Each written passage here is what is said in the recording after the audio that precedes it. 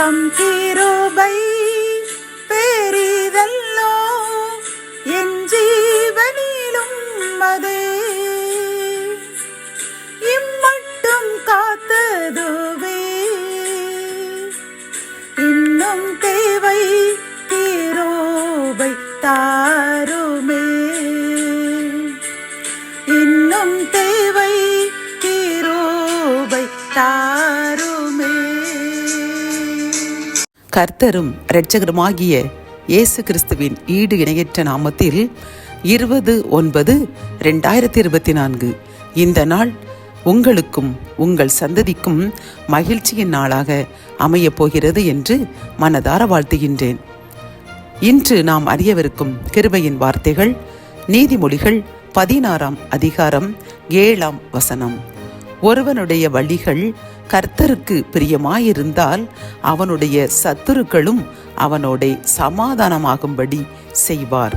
கத்தோலிக்க வேதாகமம். ஒருவருடைய செயல்கள் ஆண்டவருக்கு உகந்தவையாயிருக்குமானால் அவர் அவருடைய எதிரிகளையும் அவருக்கு நண்பராக்குவார். இந்த கிருபையின் வார்த்தைகள் மூலம் கர்த்தர் நமக்கு கூறும் ஆலோசனைகளும் அறிவுரைகளும் என்னவென்றால், நம்முடைய வழிகள் அனைத்தும் கர்த்தருக்கு பிரியமாயிருந்தால், அவர் மனதிற்கு மகிழ்ச்சி ஊட்டுவதாக இருந்தார், அவர் என்ன செய்வாராம் தெரியுமா?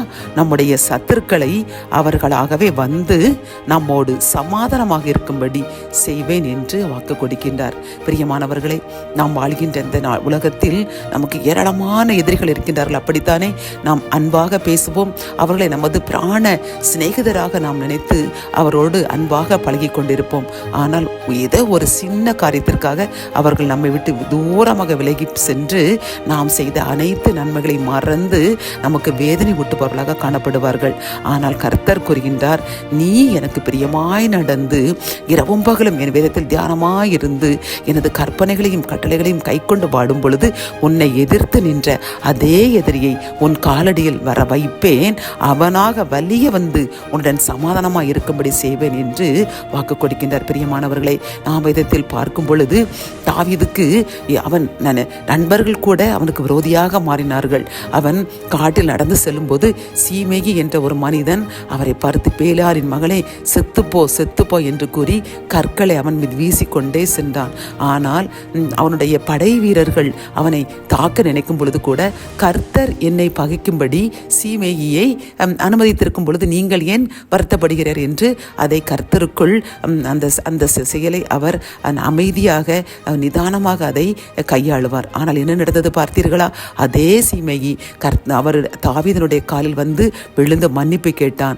உடனே தாவீதும் அதை மன்னித்து விட்டார். பிரியமானவர்களே, இதை போன்றுதான் நம்முடைய வழிகளும் கர்த்தருக்கு பிரியமாயிருக்கும் பொழுது நம்மை எதிர்த்து நின்ற யாராக இருந்தாலும், அவர்கள் அதிகாரிகளாக கூட இருக்கலாம், அப்படிப்பட்ட எந்த அதிகாரிகளாக இருந்தாலும், உயர் பதவியில் இருந்தாலும், அவர்கள் செல்வந்தர்களாக காணப்பட்டால் கூட கர்த்தர் அவர்களையும் நம் காலடியில் விழ வைப்பார். ஆகவே கர்த்தருக்கு பிரியமாய் நடப்போம், எல்லா விதத்திலும் சமாதானத்தை பெற்றுக்கொள்வோம்.